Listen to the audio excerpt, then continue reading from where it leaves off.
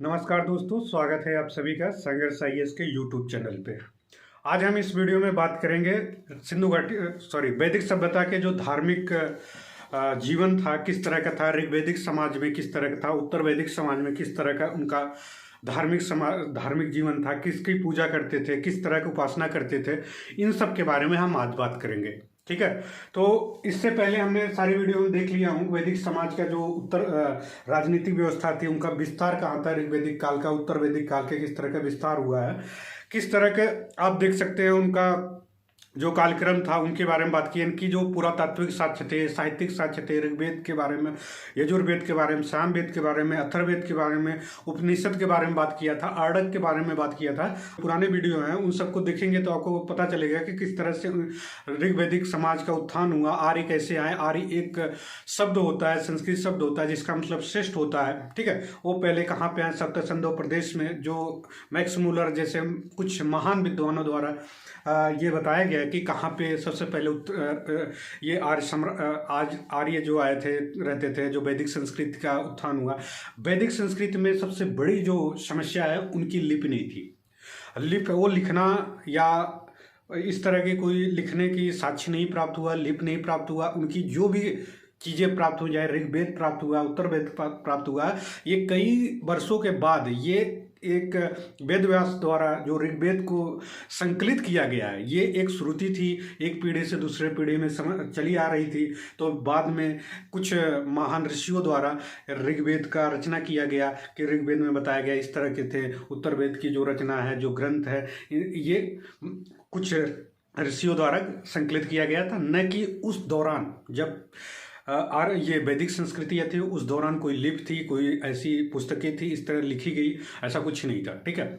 इसलिए ये कह सकते हैं हम कि वहाँ की पूरी संस्कृति, समाज, आर्थिक जो भी बारे में जानकारी हमें ज़्यादा मिलती है, तो बाद में संकलित जो ग्रंथ हुए हैं, जो श्रुतियों द्वारा एक पीढ़ी से दूसरे पीढ़ी कर चली आ रही थी, उनकी सामाजिक, आर्थिक, राजनीतिक व्यवस्था है, उसको संकलित करने वाले जो विद्वान थे, जो ऋषि मुनि थे, उसी के जरिए हम यहाँ की सारी समाज, आर्थिक, राजनीतिक, धार्मिक चीज़ों को पता कर पाते हैं। और यहाँ पे बहुत ज़्यादा इनके पुरातात्विक साक्ष्य नहीं प्राप्त हुए, जो भी थोड़ी बहुत प्राप्त हुई है उससे हम ये अनुमान लगाया जा सकता है कि भारत में भी आर्य साम्राज्य जो ये वैदिक संस्कृत के लोग थे, आर्य आए हुए थे, तो इन सब की जानकारी मिलती है, ठीक है।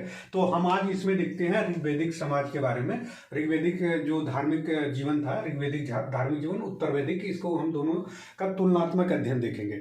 और आज भी थोड़ी बहुत देखेंगे। आज मॉडर्न हिस्ट्री में, मॉडर्न समय में भारत के मॉडर्न सिनेरियो में किस तरह का धार्मिक समाज है, ठीक है, इसकी थोड़ी बहुत तुलना करते हुए हम निकलेंगे, जिससे कि यदि आपके मेंस में क्वेश्चन आते हैं, तुलनात्मक अध्ययन के अकॉर्डिंग आते हैं, आप आराम से तुलना कर सके, ठीक है।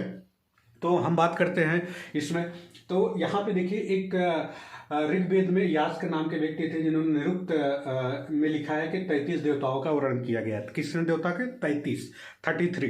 33 देवता जो थे, इनका वर्णन किया गया है, इनकी चर्चा की गई, उल्लेख किया गया है। इसमें 3 प्रकार के देवता होते थे ऋग्वेद में। एक तो आकाश के देवता होते थे, और पृथ्वी के देवता होते थे, अंतरिक्ष के देवता होते थे। आकाश समूह के जो देवता होते थे उनका अलग अलग काम होता था, जो पृथ्वी के होते थे उनका अलग काम होता था, जो आपके अंतरिक्ष के देवता होते थे इन एक समूह के रूप में होते थे। हम देखते हैं इनका क्या था। तो आप देखेंगे ना, जैसे आकाश समूह के जो देवता थे, तो उसमें धौ थे, सूर्य थे, वरुण थे, मित्र थे, पूषण थे, इसके बाद विष्णु, उषा, अश्विन, सविता, अदिति। तो इसमें उषा काफी महत्वपूर्ण एक देविया थी, ठीक है, और सविता भी देविया थी। ये सब इम्पोर्टेंट देवी थी, जो हालांकि यहाँ पे देवियों की संख्या बहुत कम थी। ये कहा जाता है कि ऋग्वेद में देवताओं का ज़्यादा वर्चस्व था, लेकिन देवियों का वर्चस्व कम था। हाँ, कुछ जगहों पर देवियों का वर्णन मिलता है, जो कि यहाँ पे आपको मैं बता रहा हूँ। अंतरिक्ष के देवता में देखेंगे इंद्र, मरुत, रुद्र, वायु, पर्जन्य और आप। ये अंतरिक्ष के समूह के अंतर्गत देवता का नाम है। आप याद कर लीजिए, कई बार क्वेश्चन डायरेक्ट पूछ लेता है कि अंतरिक्ष समूह के जो देवता थे किस तरह के थे, पृथ्वी समूह के जो देवता थे कितने थे, और क्या क्या नाम था। जो इंपॉर्टेंट देवता थे उन्हीं के नाम पे हम चर्चा करेंगे, ठीक है। इंद्र काफी इंपॉर्टेंट है, इनके 250 सूक्त लिखा गया है। जो ऋग्वेद में वर्णन किया गया 250 सूक्त। सूक्त मीन्स कि एक प्रकार का जो जिसमें अच्छी अच्छी बातें लिखी जाती थी, जो एक मंत्र टाइप का होता था। एक जिस तरह से आप देखते हैं कि संविधान का आर्टिकल होता है, उस आर्टिकल में कुछ बातें लिखी जाती है, ऐसे ही ऋग्वेद का एक एक पैराग्राफ होता था, उसमें सूक्त लिखी जाती थी। उस सूक्त में वर्णन किया जाता था कि क्या बातें लिखना चाहिए, क्या नहीं लिखना चाहिए। ये सब सारे वहाँ के समाज, आर्थिक, राजनीति, ये जीवन के बारे में लिखा गया। इंद्र का वर्णन 250 बार। महत्वपूर्ण शासक थे, काफी प्रतापी शासक थे। इनकी सबसे वर्चस्वशाली शासक के रूप में, सॉरी, देवता के रूप में जाने जाते थे इंद्र को, ठीक है। और इनको पुरंदर भी कहा जाता था। ये किलों को तोड़ने के लिए जाने जाते थे। ये किले, बड़े बड़े किले होते थे, तोड़ देते थे, तो इसलिए इनको पुरंदर कहा जाता था। एक क्वेश्चन पूछा हुआ है कहीं किसी एग्जाम में कि जो ये इंद्र को किसको पुरंदर कहा जाता था या किलों को तोड़ने वाला कहा जाता था। तो इंद्र को कहा जाता है कि या अग्नि को कहा जाता है या वरुण को कहा जाता है। इन सब के नाम उल्लेख किया गया है, ठीक है। तो इंद्र को कहा जाता है वृत्तासुरहंता, मतलब राक्षस का वध करने वाले भी कहा जाता है इंद्र को, ठीक है। पुरभिद कहा जाता है, बादल के देवता कहा जाता है इंद्र को। सोमापा कहा जाता है, सोमापा सोमपान करने वाला जो देवता होते थे वो इंद्र को ही कहा जाता था। सोमरस जो निकलता था, ये कहा मुजवंत पर्वत होता था, वहां से प्राप्त होता था, तो ये सोमपान करते थे, इंद्र को ही कहा जाता था। सतकृति कहा जाता था, 100 शक्तियों का स्वामी कहा जाता था। इनके पास बहुत सारी शक्तियां थी, इसलिए इनको इंद्र को सतकृति कहा जाता था। मधवान कहा जाता था, दानी कहा जाता था। दानी मतलब ये काफी दानवान थे, इस तरह के मधवान भी कहा जाता था। इंद्र का उल्लेख किया गया है।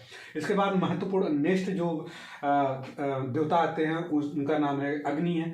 ये 200 सूक्त इनके लिए उल्लेख किया गया है ऋग्वेद में, इनके 200 सूक्त है। इनको मध्यस्थ का देवता कहा जाता है। मानव और देवताओं का मध्यस्थता करते थे। देवताओं के बीच का एक कड़ी होते थे, मानव और देवताओं के बीच के कड़ी अग्नि होते थे। जैसे आपने यज्ञ करवाते हैं, यज्ञ में आहुति देते हैं, आहुति में क्या देते हैं, घी, इस तरह के जो आहुति की जाती है वहाँ पे यज्ञों में, तो उस यज्ञ द्वारा जो धुआं उड़ के ऊपर जाता था, आकाश में जाता था, तो कहा जाता था कि ये ईश्वर को मिलता है, ठीक है। इस तरह की एक ऐसी बातें मान्यता थी, ये ऋग्वेद में बताया गया है। इस तरह के अग्नि ऐसे होते, मतलब अग्नि का काम इस तरह का था, ठीक है। मानव और देवताओं के बीच का कड़ी माना जाता था, ठीक है, मध्यस्थ करते थे। और इसके बाद नेक्स्ट जो देवता होते थे वरुण होते थे। वरुण महत्वपूर्ण, 3 देवता महत्वपूर्ण है और कई बार एग्जाम में पूछ लेता है इंद्र, अग्नि और वरुण के बारे में। इनको प्राकृतिक संतुलन का रक्षक कहा जाता था। जो प्राकृतिक जो आपदाएं आती थी, इस तरह की सारी चीजों को वरुण देखते थे, ठीक है। ये जल और समुद्र के देवता के नाम से भी जानते थे। समुद्र में समुद्र का देख रेख, ये सब सारी चीजें करने के काम कौन करता था, ये वरुण। इनको ऋतस्थ गोपा भी कहा गया है, ठीक है। नैतिक नियमों का संरक्षक कहा जाता है। नैतिक नियम जो होते हैं, जैसे बुराई या फिर आपका हमेशा बड़े लोगों का पालन करना, बड़े माता पिता का पालन करना, गलत काम न करना, पॉजिटिव होना, हर समय नेगेटिव बातें न करना, इस तरह की नैतिकता जो होती थी, नैतिकता को पाठ पढ़ाने वाला इनको कहा जाता था वरुण को, ठीक है। और जिंद अवस्था में इनको अहुर मजदा कहा गया है। जिंद अवस्था ग्रंथि है, किसकी है, पारसियों की ग्रंथि है, ठीक है, ईरान के।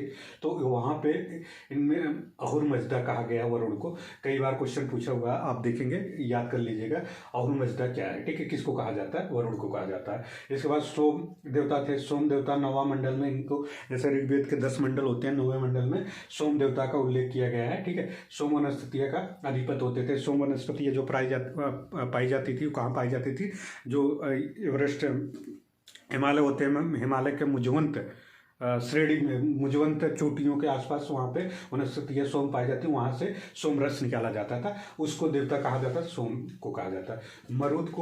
मरुत आदि के देवता कहते थे। जो तूफान आदि आती है उसे किसको कहा जाता था, मरुत को कहा जाता था, ठीक है।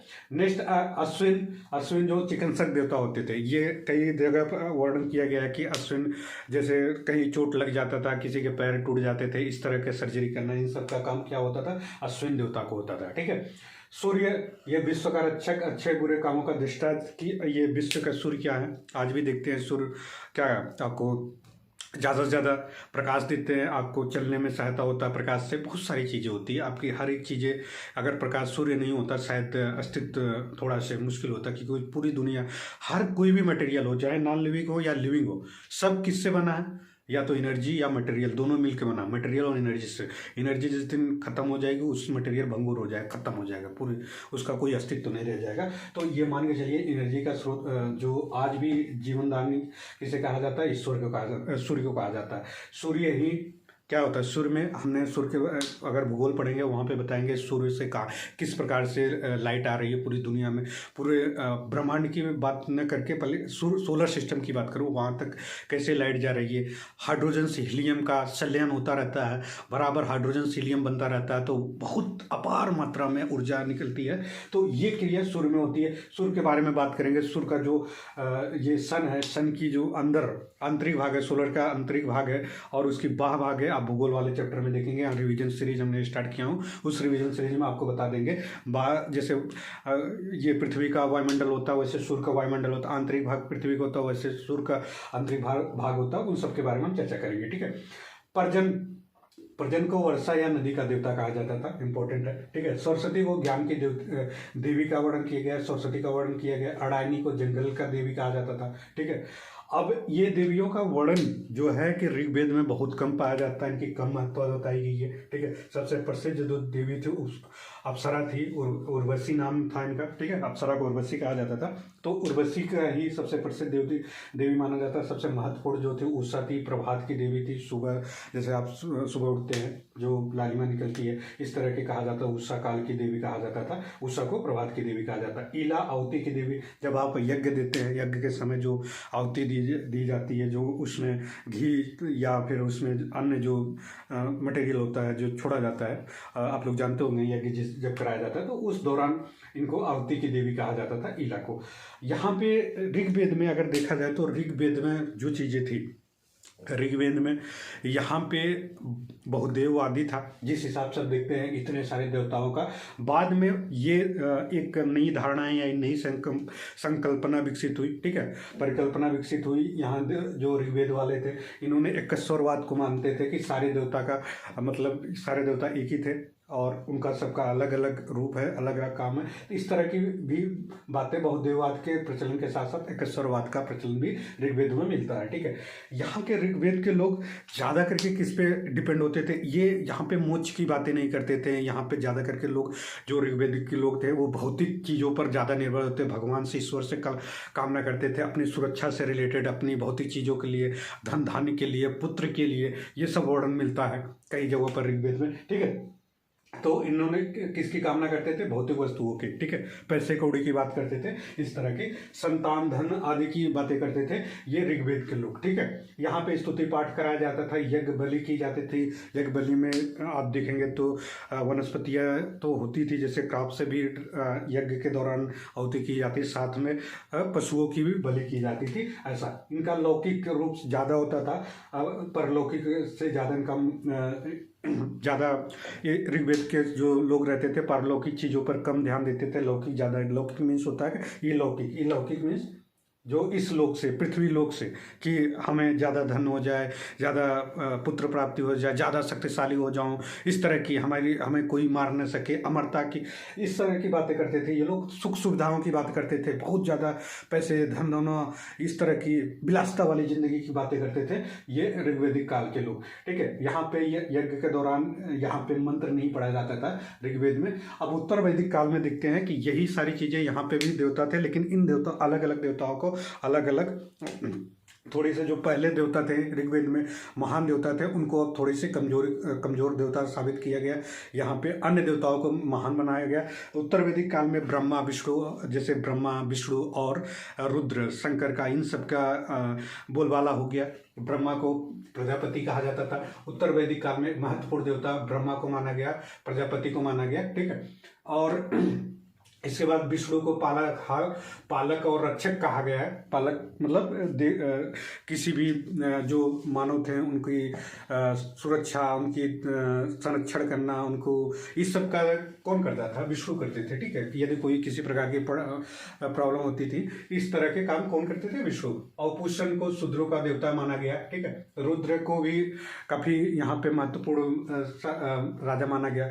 वरुण, अब जो वरुण की यहाँ पे महान राजा थे, ऋग्वेदिक काल में वहाँ यहाँ पे सिर्फ एकमात्र जल के देवता माने गए और पुरुषों को शूद्रों का देवता दिया गया। यहाँ पे भी अब कहीं न कहीं आप देखते हैं जाति वर्ड के अकॉर्डिंग देवताओं को बांट दिया गया, ठीक है। जिस हिसाब से आप देख सकते हैं पुरुषों को शूद्रों का देवता कहा गया, इस तरह के, ठीक है।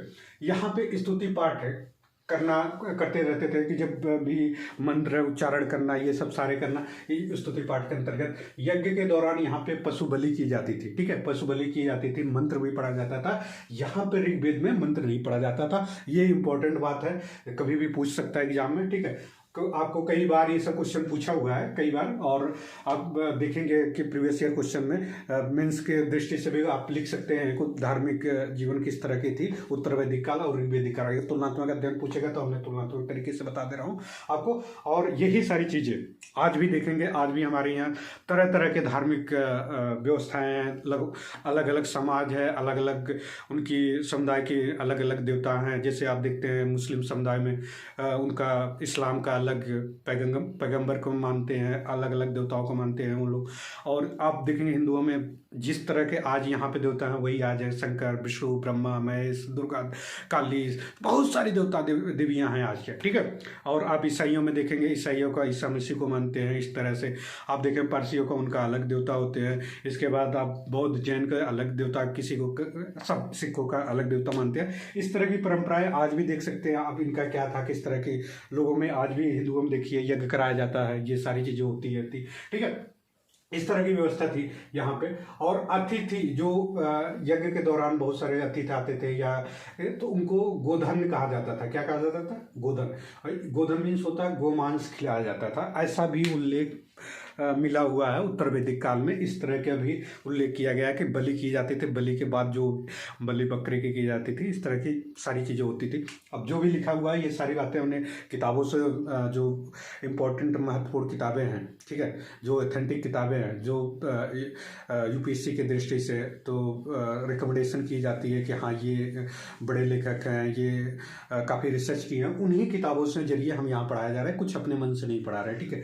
यदि किसी को कोई आपत्ति हो इस तरह की चीज़ों को लेकर कि यहाँ पे उत्तर वैदिक काल में, तो आप किताबों में सर्च कर लीजिएगा, आपको सारी चीज़ें मिल जाएगी। हम कहीं इधर उधर से बातें नहीं बता रहा हूँ, सारी चीज़ें लिखा हुआ है, ठीक है। आगे चलते हैं।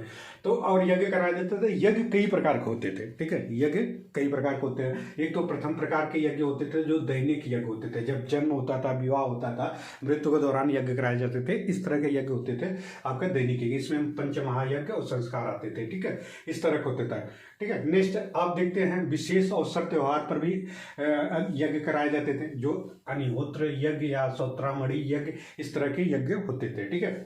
इसके बाद नेक्स्ट जो है लास्ट वाला महायज्ञ के नाम से जाना जाता था। यहाँ कई दिनों तक ये होता था, ठीक है।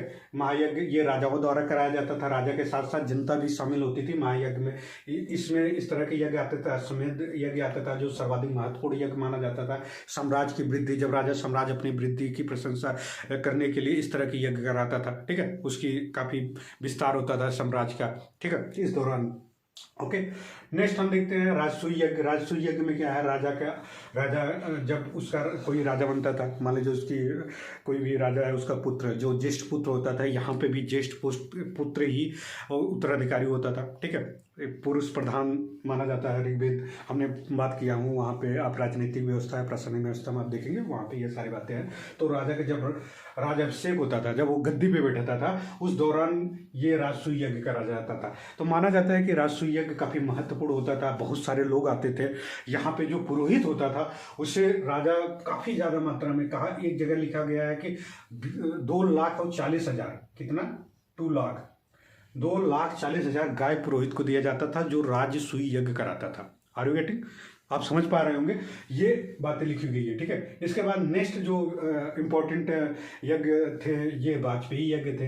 राजा की शक्ति प्रदर्शन के दौरान राजा अपनी शक्ति का प्रदर्शन करता था, घुड़दौड़ करता था, घुड़दौड़ होती थी, उसमें राजा के जो घुड़सवार होते थे, रथ होता था, राजा के साथ साथ अन्य बहुत सारे रथ होते थे अन्य राजाओं का, फिर वो अपना प्रदर्शन करता था कि कौन से किसके घोड़े जीतेंगे, किसके रथ जीतेंगे, इस तरह की आयोजन कराए जाते थे वाजपेयी यज्ञ में, ठीक है। नेक्स्ट है अग्निहोत्र यज्ञ। ये प्रातः सूर्य के दौरान अग्नि की उपासना करने के लिए अग्निहोत्र यज्ञ कराए जाते थे। ठीक है, इतने जितने इंपॉर्टेंट यज्ञ थे हमने बता दिया। कभी भी क्वेश्चन पूछ सकता है यज्ञ, अश्वमेध यज्ञ क्या था, राजसूय यज्ञ क्या था, वाजपेयी यज्ञ क्या था, अग्निहोत्र यज्ञ क्या था। इस तरह बहुत सारे यज्ञ हैं, लेकिन आपको इंपॉर्टेंट आपकी दृष्टि से, जो एग्जाम की दृष्टि से आप जिस एग्जाम की तैयारी कर रहे हैं उसमें आपके महत्वपूर्ण होना चाहिए। लेकिन इतना ज़्यादा आप अथाह नॉलेज रखना हो तो आपके बहुत सारे बुक हैं, आप पढ़िए जितना।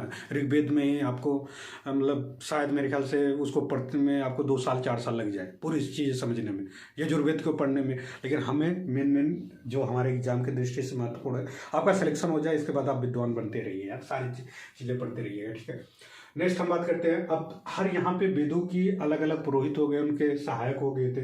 ऋग्वेद के जो पुरोहित होता था उसे होता कहा जाता था, उच्चारण करता था ऋग्वेद का।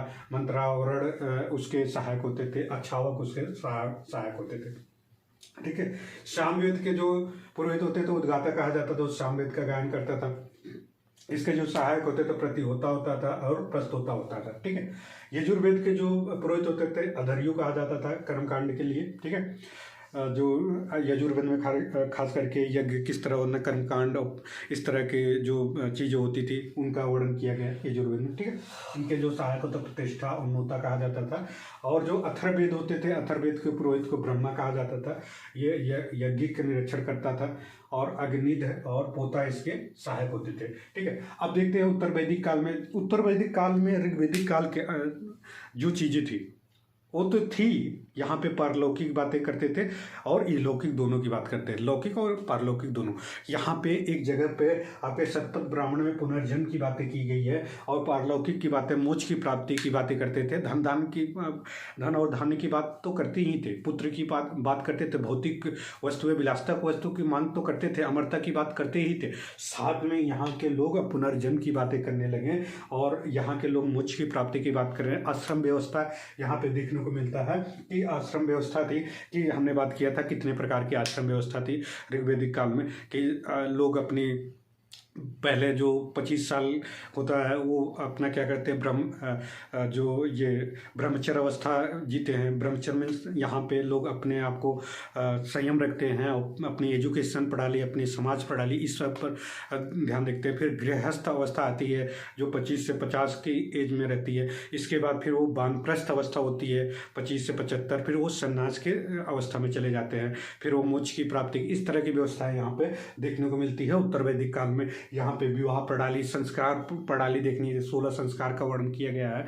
ये सब सारी व्यवस्थाएं देखने को उत्तर वैदिक काल में आता है। अब हम नेक्स्ट वीडियो में बात करेंगे जितने भी, ये तो धार्मिक जितने सारी चीज़ें थी, लेकिन अब जो चीज़ें बच रही है, जैसे जो इंपॉर्टेंट ब्राह्मण थे, उस ब्राह्मण में क्या लिखा गया, ब्राह्मण ग्रंथियों में क्या लिखा गया, या ऋग्वेद के जो इंपॉर्टेंट चीज़ें, या आपके आर्डक में उपनिषद में वेदांग क्या है, 16 संस्कार क्या है, विवाह क्या है प्रणाली, कितने प्रकार के विवाह प्रणाली होती है, चाहे राक्षस या असुर विवाह हो या किसी प्रकार के विवाह हो, चाहे प्रतिलोम विवाह, अनुलोम विवाह, इन सब के बारे में हम नेक्स्ट वीडियो में चर्चा करेंगे। एक पूरा फैक्ट रहेगा उसमें कोई कॉन्सेप्ट, जितनी कॉन्सेप्ट थी सारी चीज़ें हमने बता दिया। चाहे आपका ऋग्वेद का राजनीतिक व्यवस्था, धार्मिक आर्थिक व्यवस्था हो, या यहाँ पे हमने सारी चीज़ें देख लिया। ठीक है, अब जो इंपॉर्टेंट चीज़ें हैं उस पर देखेंगे नेक्स्ट वीडियो में, जिससे कि आपके एग्जाम में यदि कहीं भी फैक्ट पूछता है तो आप बिल्कुल गलत करके ना आए, आपका सिलेक्शन श्योर होना चाहिए हमारे वीडियो देखने से। ठीक है, और हमारी कोशिश ये है कि आपके एग्जाम के दृष्टि से ही पढ़ाया जाए, ज़्यादा फालतू चीज़ें ना पढ़ाया जाए।